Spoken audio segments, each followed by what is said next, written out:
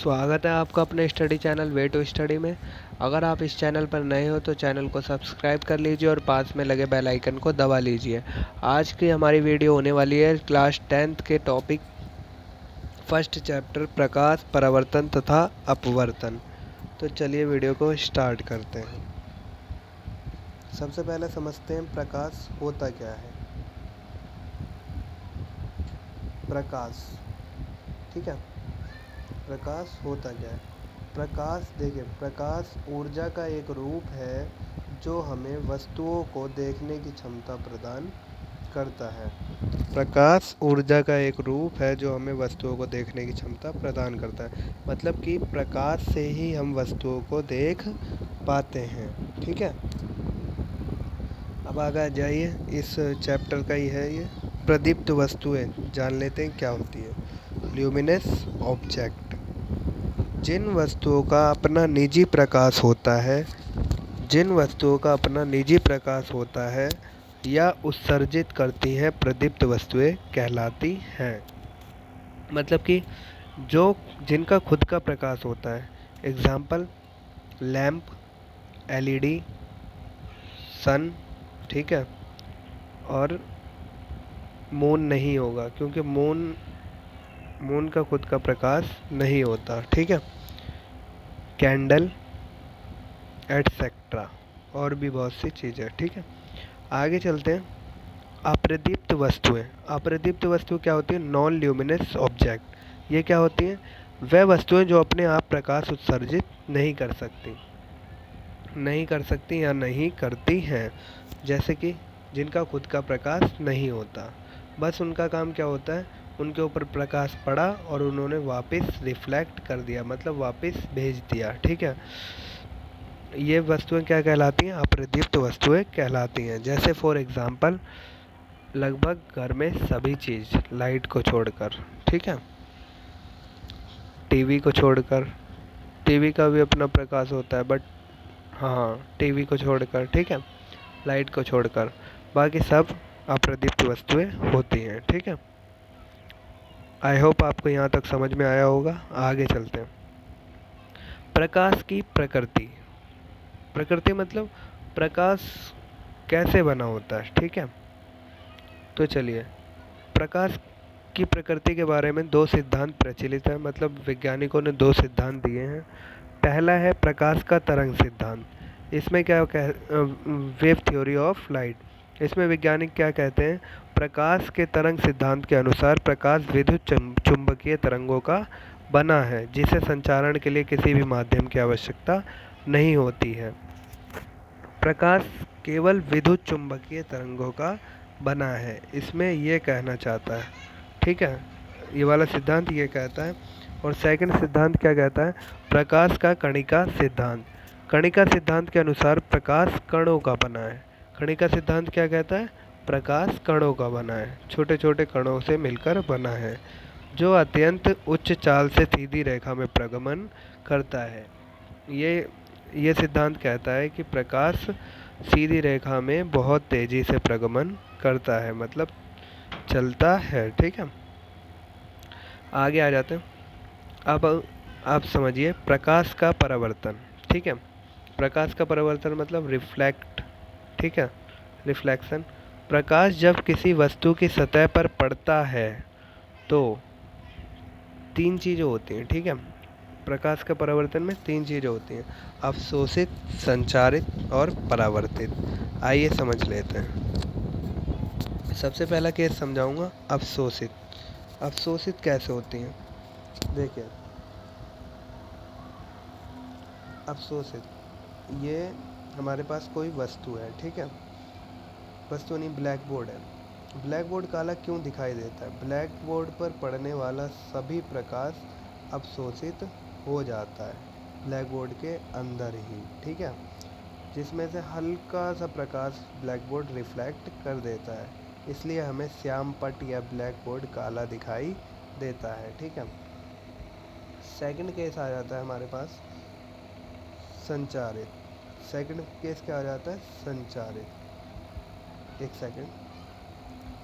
Second case आ जाता है हमारे पास संचारित। संचारित क्या होता है? पार, आर पार, ठीक है। आर पार। देखिए संचारित वाले केस में समझिए, एक सेकेंड,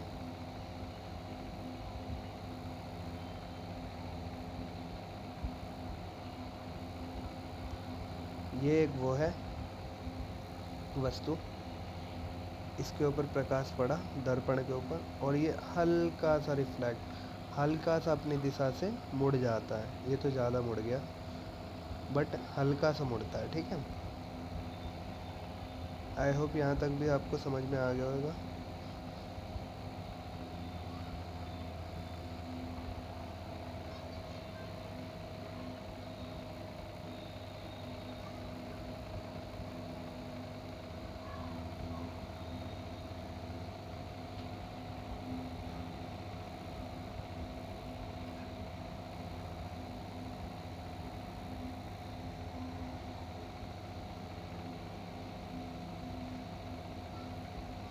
अब देख लेते हैं,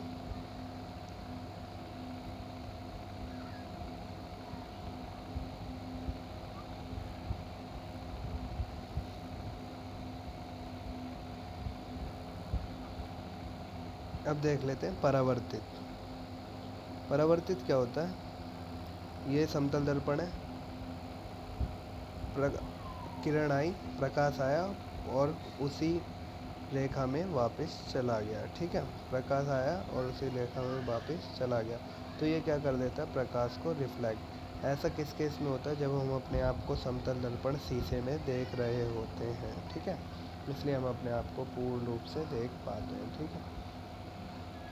आई होप आपको यहाँ तक पूरा समझ में आया होगा।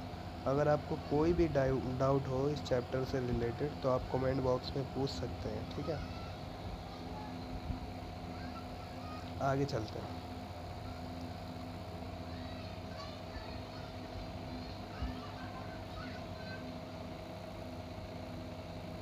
आगे चलते हैं। अब देखिए, इसमें एक समतल दर्पण है, ठीक है, और इसमें ये बताया गया है कि प्रकाश कैसे रिफ्लेक्ट होता है, ठीक है। ये शीशा है, दर्पण, यहाँ से आपतित किरण आई, ठीक है। आपतित किरण आई, जिस जिस अब देख लेते हैं कि प्रकाश परावर्तित कैसे होता है। यहाँ से आपतित किरण आती है और उसी रेखा में वापस चली जाती है, ठीक है। उसी रास्ते से वापस चली जाती है, जिसमें ये होता है आपतन कोण, एंगल आई बराबर एंगल आर, ठीक है। एंगल आई बराबर एंगल आर, ये वाला कोण, ये वाला कोण इस कोण के बराबर होता है, ठीक है। और बीच में अभिलंब होता है, और ये दर्पण, ठीक है। आई होप यहाँ तक आपको समझ में आया होगा। आगे चलते हैं।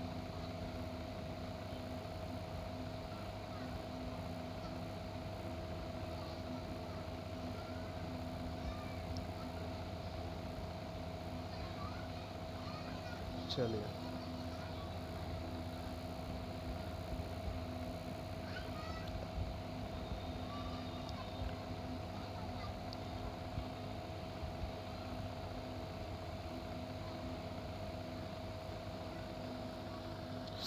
अब जान लेते हैं प्रकाश के परावर्तन के नियम। प्रकाश के परावर्तन के नियम क्या होते हैं? अभी जैसा कि आपने डायग्राम देखा ऊपर, आप वो दोबारा देखिएगा इसे पढ़ने के बाद। ये परावर्तन का प्रथम नियम क्या होता है? आपतित किरण, जो किरण आती है, ठीक है। परावर्तित किरण, जो किरण परावर्तित होती है, रिफ्लेक्ट होती है, ठीक है। और अभिलंब आपतन बिंदु पर सभी एक ही तल में स्थित होते हैं। प्रकाश के परावर्तन का पहला नियम क्या है? यहाँ पर मैं बताता हूँ आपको। ये किरण, आपतित किरण और परावर्तित किरण और अभिलंब, ये दे रखा है ना अभिलंब, ये एक ही तल में यहीं पर स्थित है ना, यहीं इसी एक ही पॉइंट पे यहाँ पर स्थित है, देख लीजिए, ठीक है। आपतन बिंदु पर स्थित होते हैं, ठीक है। चलिए, आगे चलते हैं। दूसरा नियम क्या कहता है? परावर्तन का द्वितीय नियम, सेकंड लॉ ऑफ रिफ्लेक्शन, परावर्तन कोण सदैव आपतन कोण के बराबर होता है। यहाँ पर देखिए, अभी मैंने बताया था जैसा कि ये एंगल आई बराबर एंगल आर होता है, ऊपर वाला एंगल आई होता है, नीचे वाला एंगल आर होता है, ठीक है। दूसरा नियम क्या कहता है? एंगल आई बराबर एंगल आर होता है, ठीक है। चलिए अब आ जाइए प्रतिबिंब। प्रतिबिंब किसे कहते हैं? प्रतिबिंब एक प्रकाशीय छाया होती है। प्रकाशीय छाया होती है, वो रियल नहीं होता, ठीक है, इमेज होती है सिर्फ, ठीक है, प्रकाशीय छाया होती है। जैसे कि हम अपने आप को देखते हैं दर्पण में, शीशे में, उसमें हम रियल तो नहीं दिखते ना, वो हमारी छाया होती है, ठीक है। अब आ जाते हैं वास्तविक प्रतिबिंब, ठीक है। वास्तविक प्रतिबिंब क्या होता है? प्रतिबिंब जिसे पर्दे पर प्राप्त किया जा सकता है वास्तविक प्रतिबिंब कहलाता है। पर्दे पर जिसे प्राप्त किया जा सकता हो वो वास्तविक प्रतिबिंब कहलाता है। फॉर एग्जाम्पल, सिनेमा पर्दे पर बना प्रतिबिंब। सिनेमा हॉल में जो प्रोजेक्टर लगा होता है पीछे, वो पर्दे पर लाइट फोकस पड़ता है तो हमें मूवी दिखाई पड़ती है, ठीक है। तो ये कौन सा प्रतिबिंब हुआ? वास्तविक प्रतिबिंब, ठीक है, इमेज, इसे वास्तविक इमेज कहेंगे, ठीक है। और आभासी प्रतिबिंब क्या होता है? प्रतिबिंब जिसे पर्दे पर प्राप्त नहीं किया जा सकता, आभासी प्रतिबिंब कहलाता है। उदाहरण, समतल दर्पण में हमारे चेहरे का प्रतिबिंब। जैसे हम अपने आप को देखते हैं, फेस देखते हैं अपना शीशे में, तो हमारा चेहरा दिखाई देता है, पर हम तो यहाँ खड़े हैं ना, वस्तु तो हम है ना, वो तो आभासी दिखता है ना हमें शीशे के अंदर, ठीक है। तो इसलिए वो आभासी प्रतिबिंब, और पर्दे पर प्राप्त हो जाता है वो क्या होता है? वास्तविक प्रतिबिंब। इसलिए वास्तविक बोलते हैं क्योंकि आभास तो पीछे से हो रहा है ना, प्रोजेक्टर को आभासी माना जाता है, ठीक है। प्रोजेक्टर वस्तु नहीं है, प्रोजेक्टर आभासी है, वो फोकस फेंक रहा है, फोकस दे रहा है, जिससे हमें रियलिटी दिख रही है, इसलिए इसे वास्तविक बोला जाता है। आई होप आपको वीडियो पसंद आई होगी। इसका सेकंड पार्ट भी आप देखना। Thanks for watching this video. Video अच्छी लगे तो लाइक करना, शेयर करना और चैनल को सब्सक्राइब करना।